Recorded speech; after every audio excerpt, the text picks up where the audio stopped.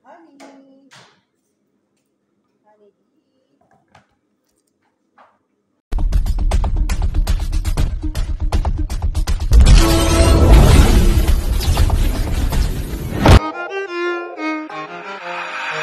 Team Vertex, diyan kami nag-umpisa. Yan ang aming samahan at hindi mabubura. Ano man ang pagdaanan, laging nagkakaisa at nagtutulungan sa lahat ng problema. Team Vertex, diyan kami nag-umpisa.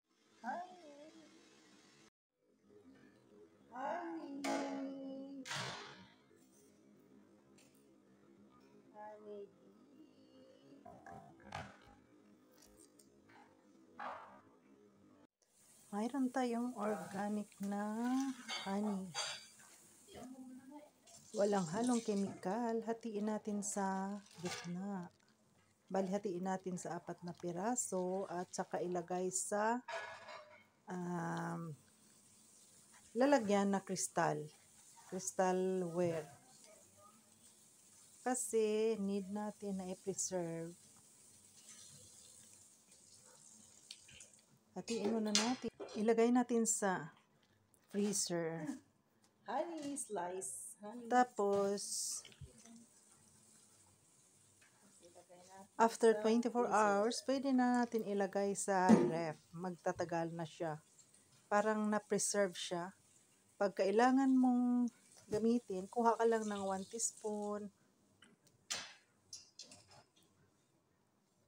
Tapos, kainin mo araw-araw. 1 teaspoon lang, enough na yan.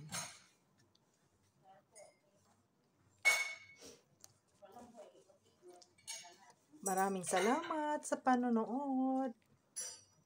Famous Kitchen, don't forget, like, subscribe, and mag-iwan lang ng bakas para mabalikan ko kayo. Thank you guys.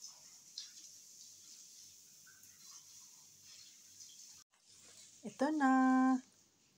Nalagay ko na sa crystalware. Kaya takpan natin at saka ilagay sa freezer.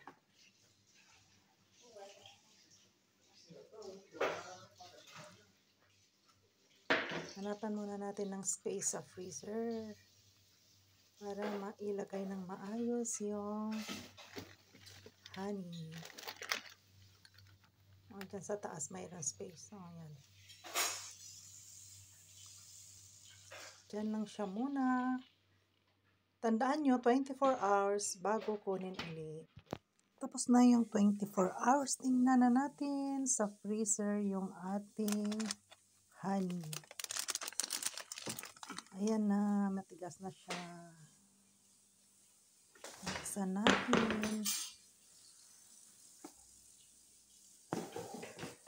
Ang tigas, mahirap buksan. Hanap tayo ng way. Ayan na. Oh, tingnan nyo, frozen na frozen.